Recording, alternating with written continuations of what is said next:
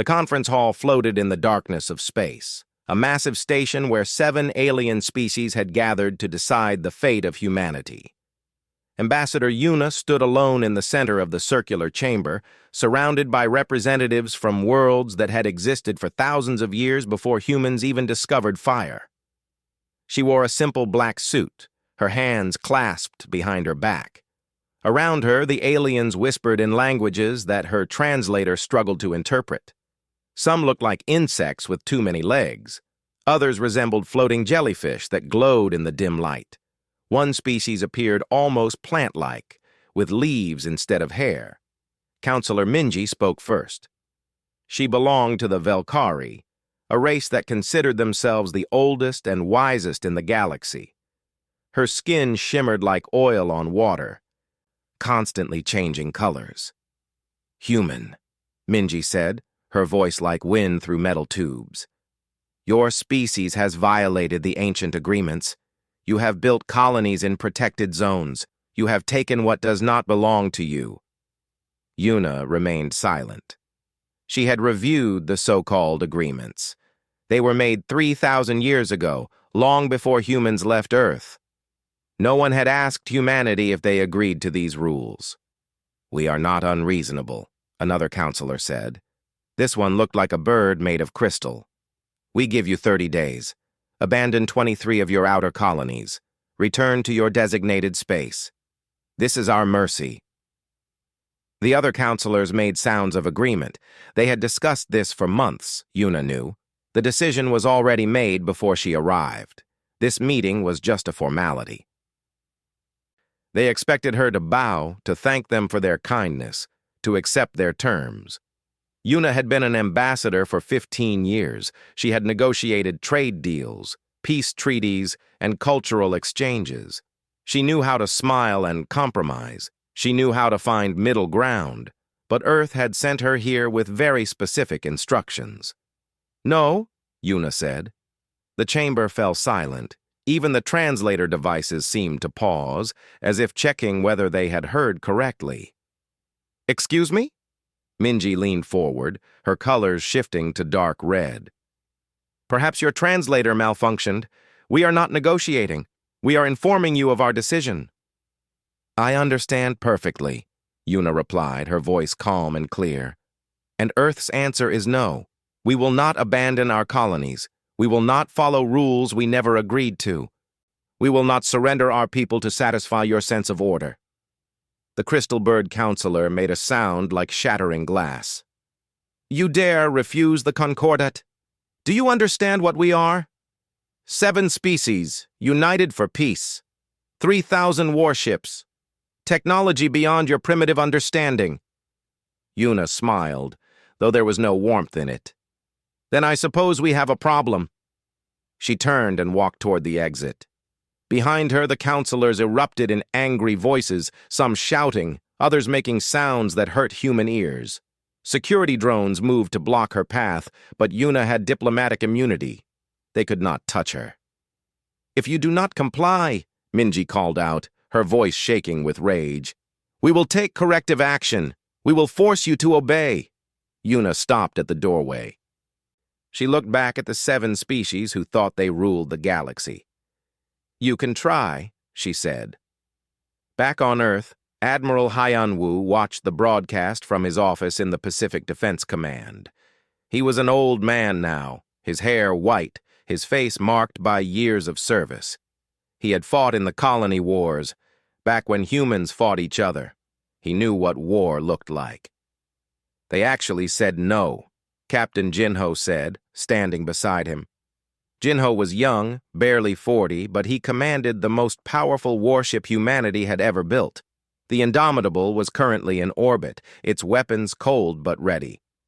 "Did you think we would say yes?" Hyunwoo asked. "I hoped we would not have to fight," Jinho admitted. "The Concordat has never lost a war." "The Concordat has never fought a war," Hyunwoo corrected. "They have enforced their will on species too weak or too afraid to resist. That is not the same thing." He pulled up a star map, showing human space.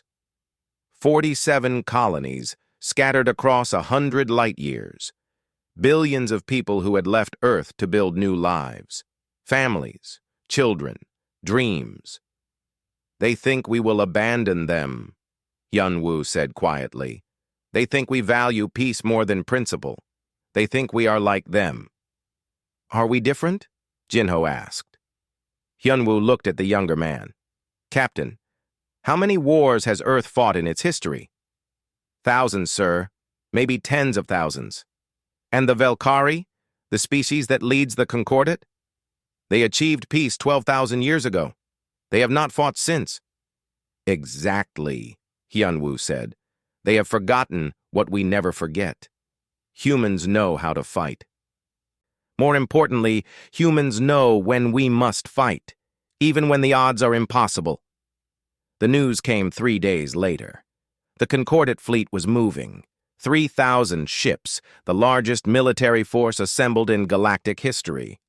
They were heading toward human space, toward the outer colonies that the Concordat wanted humanity to abandon. Hyunwoo gave the order.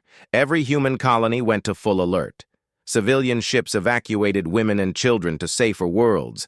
Defense platforms activated. Weapons that had been disguised as mining equipment were revealed for what they truly were.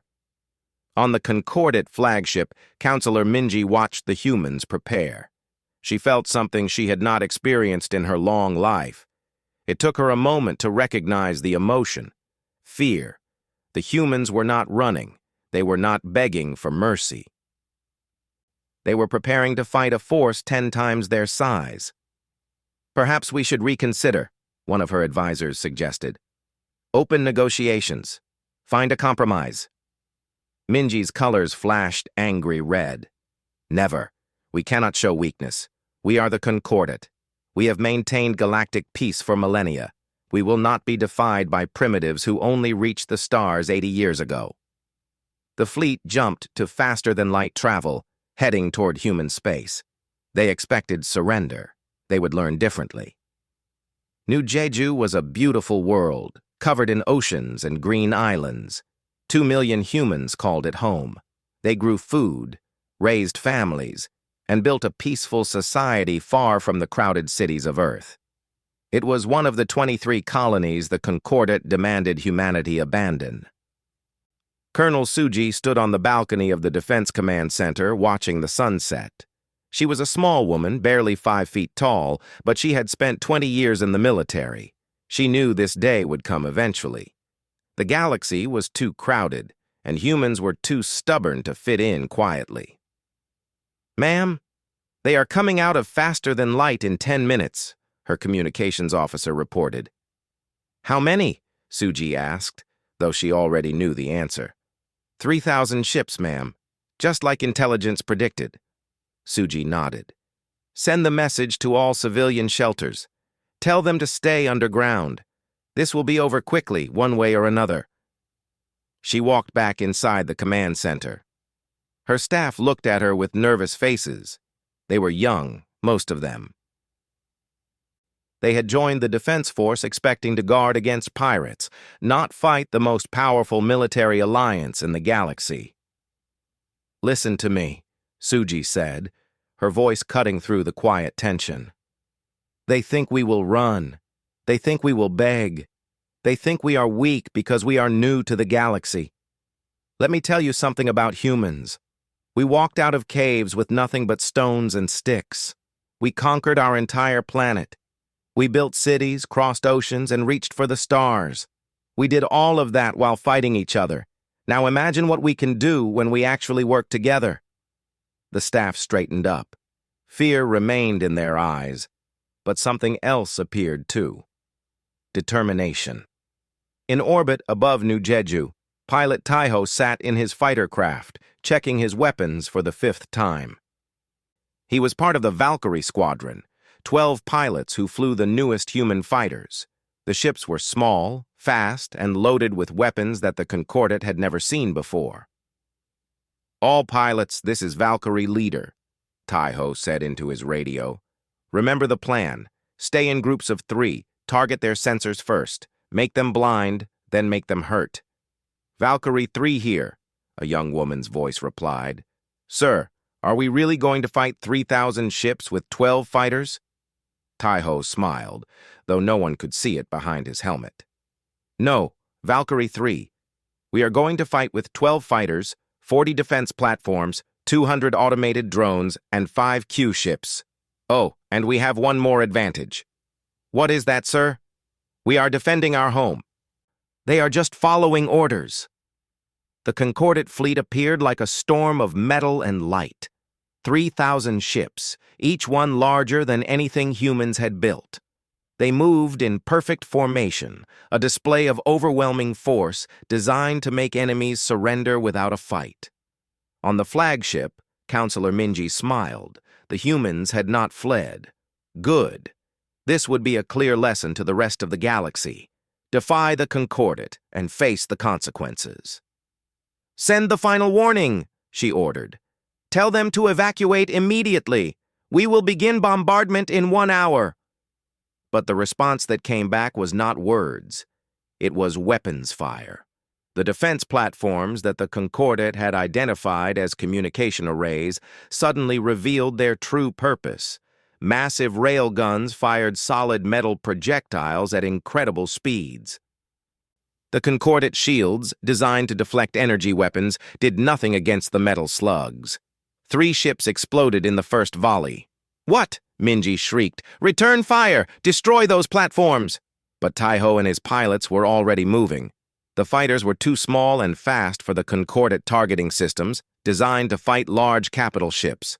The human pilots weaved through the enemy fleet, launching missiles that exploded in clouds of metal fragments, shredding the delicate sensor arrays on the alien ships.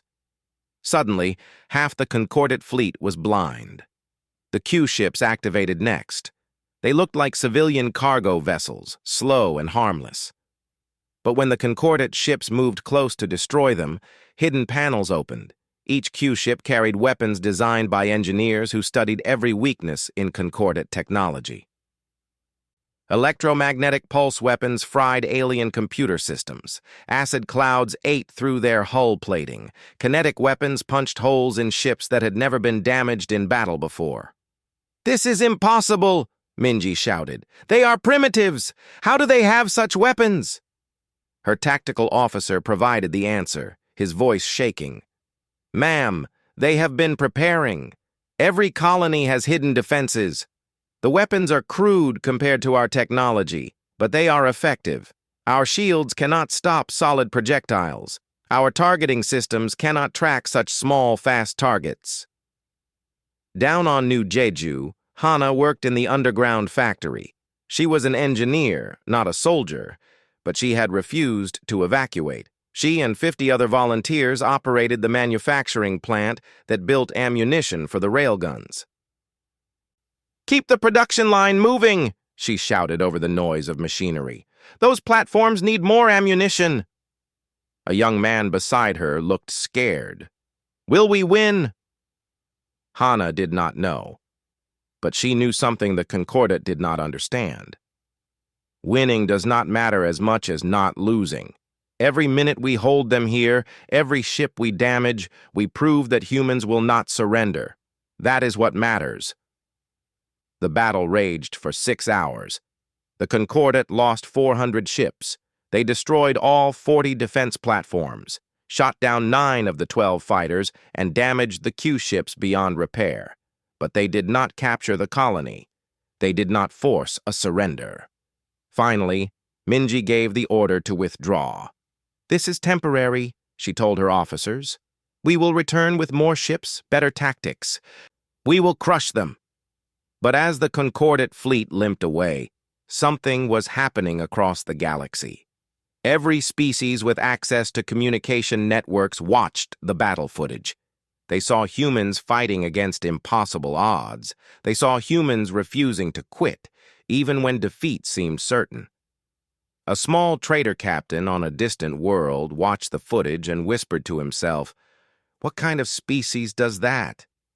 His first mate, a being made of living crystal, replied quietly, "The kind you do not threaten unless you are prepared for war." On Earth, Admiral Hyunwoo watched the same footage in his office. Captain Jinho stood beside him, both men silent. "We lost a lot of good people today," Jinho finally said. "Yes," Hyunwoo agreed. "But they proved something. They proved humans will fight. Now the Concordat has a choice. They can escalate or they can negotiate." "Will they negotiate?" Hyunwoo looked at the star map, at all the human colonies scattered across space. "No, they are too proud. They will escalate. And that is when they will learn the real lesson." "What lesson, sir?" "That defending is only the first step. Humans do not just fight to survive. We fight to win." The Concordat expected one battle. They prepared for a short war, maybe a few skirmishes across the human colonies. They thought humans would realize the futility of resistance and eventually negotiate. They were wrong about everything. Admiral Hyunwoo stood in the war room deep beneath the Pacific Ocean on Earth. Around him, holographic displays showed every human colony, every ship, every defense station. Red markers indicated Concordat forces. Blue markers showed human positions. But there was something the Concordat did not know. Humans were not just defending anymore. "Operation Avalanche is ready to begin," Captain Jinho reported. He had survived the battle at New Jeju and now commanded a strike force of 50 ships. Small compared to the Concordat fleets, but humans had learned long ago that size was not everything. "Execute," Hyunwoo ordered. Across human space, the counterattack began. The Concordat had supply lines stretching across 100 systems. They needed fuel, food, ammunition, and replacement parts for their ships. These supplies moved along predictable routes, protected by small escort forces. The Concordat had maintained these routes for thousands of years without any problems. That ended today. Jinho's fleet struck at a major supply depot near the Velkari home system. They did not use the large warships that the Concordat expected. Instead, they used stealth ships, small and quiet, nearly invisible to sensors. These ships released thousands of mines into the supply routes. When the Concordat cargo vessels arrived, the mines activated. Explosions ripped through transport ships carrying food and medicine. The Concordat lost 3 months of supplies in 3 hours. "This is a war crime!" Councillor Minji screamed at an emergency session of the Concordat leadership. "They attacked civilian supply ships!" But her military advisor shook his head. "Ma'am, those ships were carrying military supplies. Under galactic law, they are legitimate targets." Minji could not believe what she was hearing. "We have never fought like this. War is supposed to be honorable, fleet against fleet, soldier against soldier." "The humans have a different concept of war," the advisor said quietly. "They call it total war. Everything is a valid target. Economy, infrastructure, supply lines. They are not trying to defeat our military. They are trying to collapse our ability to make war." While Jinho destroyed supply lines, Commander Jinwoo led a different kind of attack. He commanded a special forces team of 200 humans, trained in infiltration and sabotage. His mission was more terrifying than any space battle. Jinwoo and his team infiltrated a Concordat medical supply station. They did not destroy it. Instead, they contaminated it with Earth bacteria. The bacteria was harmless to humans, but 3 of the 7 Concordat species became violently ill from it. Not enough to kill them, but enough to fill their hospitals and create panic. "Is this ethical?" one of Jinwoo's soldiers asked after they completed the mission. Jinwoo thought about the question. "They tried to take our homes. They threatened our families. They expected us to surrender or die. I will not lose sleep over giving them a stomachache." But the most devastating attack came from an unexpected source. Scientist Yunbi had spent her career studying alien psychology and culture. She was not a soldier. She was a researcher, quiet and thoughtful. But when war came, she volunteered her expertise. "Every species has fears," she explained to the military commanders. "Things that terrify them on a deep cultural level. For the Velkari, it is the fear of being forgotten, of their history being erased.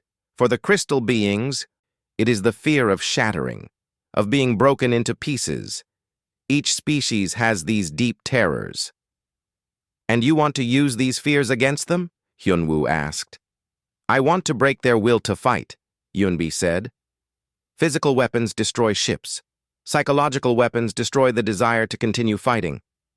She created broadcasts, carefully designed for each species. The Velkari received messages showing their historical archives being deleted, their monuments crumbling. It was all fake, created with computer graphics, but it looked real. The crystal beings saw simulations of their bodies shattering. Again, not real, but convincing. The broadcasts spread through the concordant communication networks like a virus.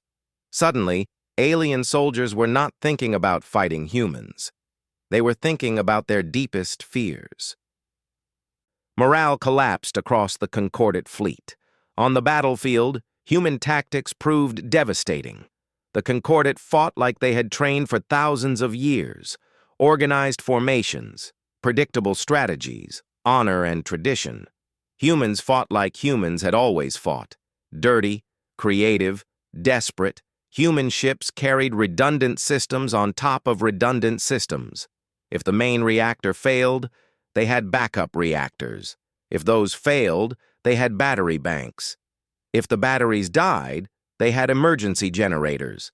A human ship could lose half its systems and still keep fighting. Concordant ships were elegant and efficient. Every system was perfectly designed, but when one critical component failed, the entire ship became useless.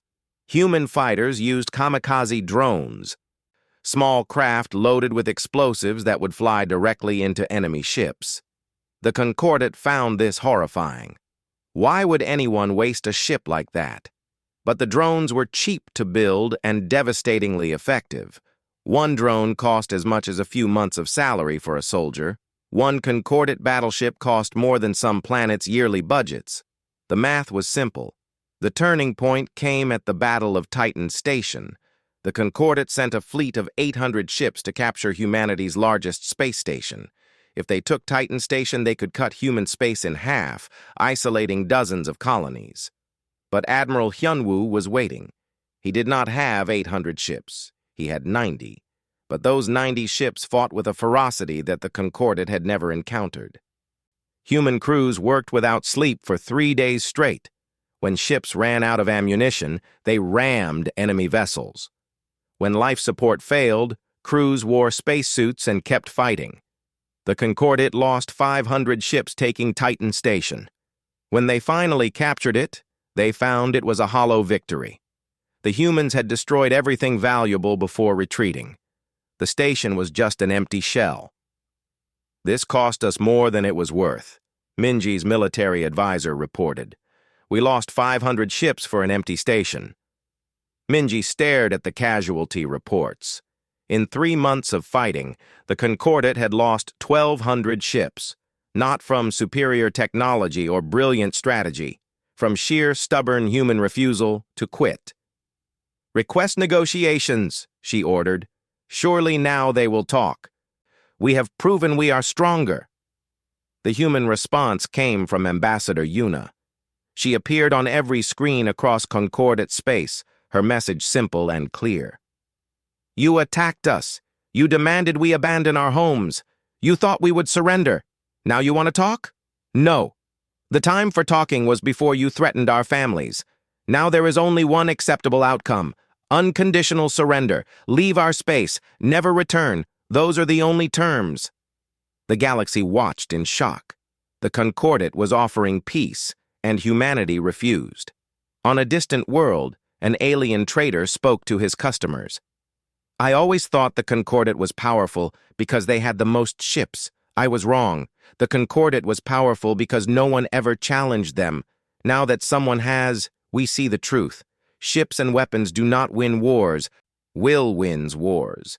And humans have more will than any species I have ever seen. Back on Earth, Hyunwoo allowed himself a moment of satisfaction. But only a moment. The war was not over. The Concordant still had twice as many ships as humanity. But they were afraid now, and fear was a weapon more powerful than any bomb. The Concordat was breaking apart. 3 of the 7 species voted to withdraw from the alliance. They had seen enough. The cost of fighting humans was too high. And for what? To force them to abandon colonies. To prove the Concordat's power. It was not worth watching their ships explode and their soldiers die. But 4 species remained, led by Councillor Minji and the Velkari. Pride would not let them surrender to a species that was barely even walking upright when the Concordat was already sailing between the stars. "We will finish this," Minji declared at the emergency council session. "We will show the galaxy that the Concordat cannot be defied. We will show these humans what real power looks like." Her remaining allies agreed, though some looked uncertain. They committed their remaining fleets, nearly 2,000 ships, to one final massive assault. The target was Earth itself. If they took Earth, humanity would have no choice but to surrender. On Earth, the news of the coming attack spread quickly. For the first time since the war began, real fear touched the human home world. This was not some distant colony. This was where humanity began, where 8 billion people lived, where every human could trace their ancestry. Ambassador Yuna walked through the streets of Seoul, looking at the faces of ordinary people. An old woman selling vegetables, a young couple holding hands, children playing in a park. These were the people the Concordat wanted to threaten into submission. She found Captain Jinho at a small restaurant, eating noodles like he had all the time in the world. His uniform was rumpled, his hair messy. He looked tired. "They are coming for Earth," Yuna said, sitting across from him. "I know," Jinho replied, slurping his noodles. "Admiral Hyunwoo is preparing the defense fleet. We have 400 ships in orbit. Not enough, but we will make them count." "Are we going to die?" Yuna asked. She was an ambassador, trained to be diplomatic and calm, but right now, she was just a human, scared for her home. Jinho looked at her. "Maybe, probably not. But even if we do, we proved something important. We proved that humans do not kneel." "Ever. That is worth dying for if it comes to that." Far from Earth, a young woman named Nari sat in a training facility, learning how to operate a defensive gun platform. She had been an artist before the war, painting landscapes and portraits. She had never held a weapon in her life. "Why did you volunteer?" her instructor asked during a break. Nari thought about it. "Because I have a daughter. She is 5 years old. She loves to draw, just like me. If the Concordat wins, what kind of galaxy does she grow up in? One where powerful species can threaten weaker ones and everyone just accepts it? No, I would rather fight and die than let her grow up in that galaxy."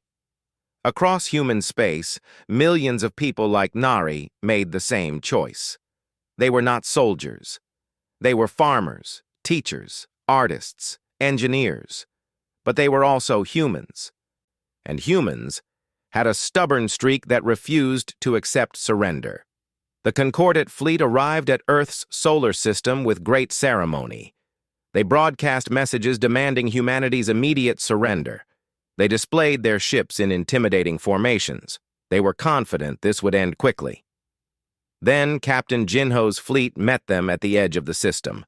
400 human ships against 2,000 Concordat vessels. The math was simple. Humans should have been obliterated in minutes. But Jinho did not fight the battle the Concordat expected. He divided his fleet into small groups, each one attacking from a different angle. When the Concordat ships turned to face one group, another would strike from behind. The human ships moved fast and chaotic, never staying in one place long enough to be targeted effectively. It was not elegant. It was not honorable. It was effective. The battle raged for 12 hours. Human ships exploded. Brave crews died. But for every human ship destroyed, they took 3 Concordat vessels with them. And while the space battle continued, something else was happening. Counselor Minji sat on her flagship, watching the battle reports with growing horror. The humans should have broken by now. They should have run or surrendered. Instead, they kept fighting with a desperation that bordered on madness. "Ma'am," her communications officer said, "we are receiving a transmission. It is being broadcast across the entire galaxy."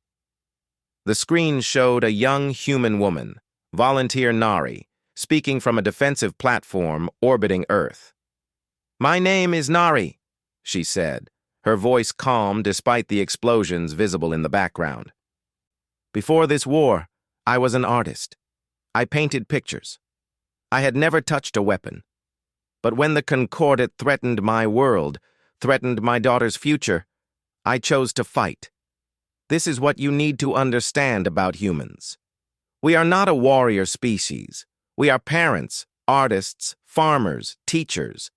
But we are also the children of a planet that tried to kill us for millions of years. We learned to fight or die, and we chose to fight. Every single time." The transmission went viral across galactic networks. Billions of beings on thousands of worlds watched this ordinary human woman, operating a gun platform she barely knew how to use, explaining why she was willing to die rather than surrender. It changed something. On 3 Concordat ships' entire crews mutinied. They refused to continue fighting. "We are killing people who are just defending their homes," one Concordat soldier said. "How does that make us the good ones?" More ships withdrew from the battle. Not many, but enough to matter. Minji screamed orders, threatened punishment, demanded obedience, but her authority was crumbling. Then Captain Jinho's fleet did something unexpected. Instead of continuing the fight, they disengaged. They pulled back to defensive positions around Earth, but did not pursue the Concordat ships. A message came from Jinho himself. "We can keep fighting. We can kill each other until there is nothing left. Or you can leave. Go home. Tell your leaders that Earth is not a prize to be conquered. We are people protecting our homes. There is no honor in this fight, only waste." For the first time in the war, Counselor Minji felt something break inside her. This was not how war was supposed to work. Enemies were supposed to hate each other. They were supposed to fight until one side was destroyed. But these humans did not hate. They were just defending their families. She gave the order to withdraw. The Concordat fleet left Earth's system. They had lost 800 ships in the battle. Earth's defenses were shattered, with only 90 human ships still functional. But Earth stood. Back on the planet, people emerged from shelters to see the alien fleet retreating. They did not celebrate. Too many had died, but they had proven something important. Admiral Hyunwoo watched from his command center as the last Concordat ship jumped to faster-than-light travel. "Is it over?" someone asked. "Not yet," Hyunwoo said, "but soon. They cannot win this war, not because we are stronger, because they realize now that we will never stop. They will go home, and they will think about everything they lost trying to force us to kneel, and they will realize it was not worth it." He was right. 3 days later, the remaining 4 Concordat species voted to surrender. They agreed to all of humanity's terms. They would withdraw from human space. They would recognize human sovereignty over all their colonies. They would pay reparations for the damages they caused. The Concordat, which had ruled the galaxy for thousands of years, had been defeated by a species that had only reached the stars 80 years ago. But the galaxy would remember this war. They would remember that humans, when threatened, did not negotiate. They fought. 1 year after the war ended, the galaxy looked very different. The Concordat no longer existed. The 7 species that once ruled together had gone their separate ways. Some remained friendly with each other. Others barely spoke. The alliance that had lasted for thousands of years had been destroyed in 6 months of fighting humans. Admiral Hyunwoo stood in his garden, retired now at 72 years old. He grew tomatoes and peppers, simple plants that reminded him of his childhood. His hands, which once commanded fleets and ordered attacks that killed thousands, now gently tended to vegetables. A young reporter visited him, asking for an interview about the war. "Do you regret it?" the reporter asked. "All those deaths, all that destruction." Hyunwoo thought carefully before answering. "Every death weighs on me, every ship we lost, every family that received news that their loved one would not come home. But do I regret refusing to surrender? No, never. We taught the galaxy an important lesson. You cannot threaten humans and expect us to bow. We will fight, even when we should not win, especially when we should not win." The reporter scribbled notes. "Some say the galaxy fears humanity now. Is that good?" "Fear is better than contempt," Hyunwoo said, picking a ripe tomato. "Before the war, the galaxy saw us as primitives, newcomers who should be grateful for their tolerance. Now they see us as equals. That is progress." Ambassador Yuna worked in a very different environment. She had helped create the Terran Accords, a new set of galactic laws based on human principles. The key idea was simple. Every species had the right to self-determination. No species could force another to abandon their homes or follow rules they never agreed to. 43 species signed the Terran Accords in the first year. They were mostly smaller species, ones that had been quietly oppressed by the Concordat for generations. Now they had hope. But Yuna discovered that being feared was complicated. She attended a galactic trade conference on a neutral station. When she entered the room, conversation stopped. Beings from a dozen species watched her nervously. Some moved away, giving her space. A merchant from an insect-like species approached carefully. "Ambassador Yuna, it is an honor." "Just Yuna is fine," she said, smiling. "We are here to discuss trade, not war." Of course," the merchant said, but his antennae twitched with anxiety. "I wanted to say, we admire what humanity did. Standing up to the Concordat. Very brave." "Thank you," Yuna replied, but she could see the fear in his compound eyes. He was not admiring. He was terrified of what humans might do if angered. This happened everywhere she went. Species treated humans with respect, but also with fear. They agreed to human proposals quickly, perhaps too quickly. They did not argue or negotiate as equals. They acted like subjects appeasing a powerful master. It made Yuna sad. This was not what she wanted. On the colony world of New Jeju, Colonel Suji faced different problems. The war had changed the colony. Before the fighting, it had been a peaceful place. Now, many residents wore weapons openly. Defense drills happened every week. Children played games about fighting aliens. Suji watched a group of teenagers training with rifles, preparing to join the defense force.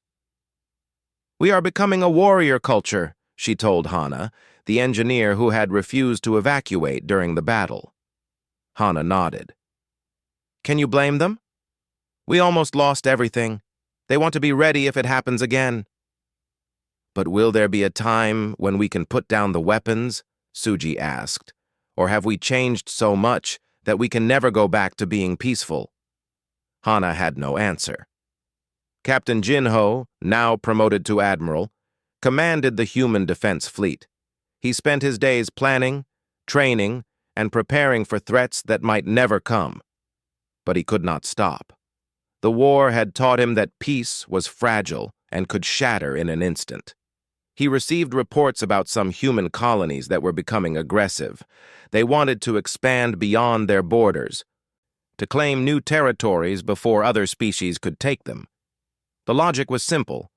Better to be strong and take what you need than wait and be threatened again. Jinho met with these colony leaders, trying to calm their ambitions. "We did not fight the Concordat so we could become the next Concordat," he told them. "We fought for the right to exist, not the right to dominate." But some colonies did not listen. They began expanding aggressively, and smaller alien species complained. Jinho found himself in the strange position of defending alien species against humans. The galaxy's power balance had completely shifted. Where the Concordat once ruled, there was now uncertainty. Dozens of species looked to humanity for leadership, protection, or alliance. Earth's government struggled with this new responsibility. They had never wanted to rule the galaxy. They just wanted to be left alone. Then came the new first contact. The Kalesh were a species from the far side of the galaxy. They had not been involved in the war with the Concordat. They arrived at human space with a fleet of 500 ships, weapons ready, suspicious, and prepared for conflict. Captain Jinho, now serving as a diplomatic ambassador as well as a military leader, met with the Kalesh delegation on a neutral station. The Kalesh commander was a towering being, covered in thick scales with multiple eyes that watched everything. "We have heard stories about humans," the commander said, his voice like grinding rocks. "They say you defeated the Concordat. They say you refused to negotiate. They say you fight without mercy." Jinho sat calmly, hands visible on the table. "The stories are partly true and partly exaggerated. What you need to understand is context. The Concordat threatened our homes and our families. They expected us to surrender without fighting. We refused. That is what the stories are about." "But you are dangerous," the Kalesh commander said. "Unpredictable. Your species is violent." "Yes," Jinho agreed, surprising the alien. "Humans are capable of great violence. We have fought each other for thousands of years. We know war intimately. But we are also capable of peace. We prefer peace. We only fight when we must." The Kalesh commander studied Jinho for a long moment.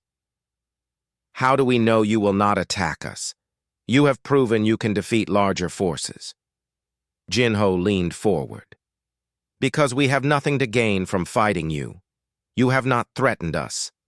You have not demanded we abandon our homes. You came here prepared for war, yes, but you came to talk first. That is all we ever wanted from the Concordat. The chance to talk as equals." He paused, choosing his words carefully. "Let me tell you what humans learned from the war. We learned that being feared is not the same as being respected. We learned that military power alone does not make a civilization great. We learned that we do not want to be the species everyone is afraid of. We want to be the species everyone can work with, trade with, and trust." The Kalesh commander made a sound that might have been laughter. "Pretty words, but your reputation says otherwise." "Then let us build a new reputation," Jinho said. "Let us show the galaxy that humans can be reasonable, fair, and peaceful.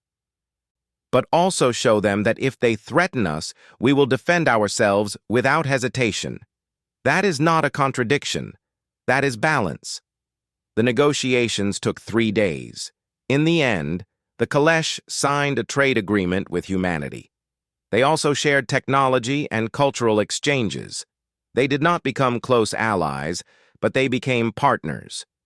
As the Kalesh fleet prepared to leave, the commander spoke to Jinho one last time. "I came here expecting monsters," he admitted. "I found people. Dangerous people, yes. But people who can be reasoned with. That is more than I expected." After the Kalesh left, Jinho returned to Earth. He met with Admiral Hyunwoo in his garden. "The galaxy still fears us?" Jinho said, sitting on a bench. "Good," Hyunwoo replied, harvesting peppers. "Fear means they will not threaten us casually. But we must also show them we are not the monsters they imagine. That is the balance we must maintain." "Is that sustainable?" Jinho asked. "Can we really be both peaceful and feared?" Hyunwoo smiled. "Humans have always been contradictions. We are capable of tremendous compassion and terrible violence. We build beautiful art and devastating weapons. We dream of peace but prepare for war. This is not new. We are just doing it on a galactic stage now." Ambassador Yuna's final act before retiring was to establish the Human Diplomatic Corps, an organization dedicated to showing the galaxy humanity's peaceful side. She recruited people like Nari, the artist who had fought in the war, to serve as cultural ambassadors. "We cannot change what we did," Yuna told the new diplomats. "We cannot change that we fought and won. But we can show them that humans are more than warriors. We are artists, scientists, philosophers, and dreamers. Let them fear our weapons, but let them also admire our culture." As the years passed, the galaxy adapted to the new reality. Humanity was a power that could not be ignored. Some species became allies, others kept their distance. A few harbored resentment and plotted revenge, though they were careful not to act on it. But one thing was certain. No species would ever again make the mistake the Concordat made. No species would ever again tell humans to abandon their homes and expect them to simply obey. The galaxy had learned a lesson written in fire and blood across dozens of star systems. Humans do not negotiate surrender. Not theirs and not yours. Treat them with respect, and they will be partners. Threaten them, and they will be something else entirely. Something the galaxy now feared.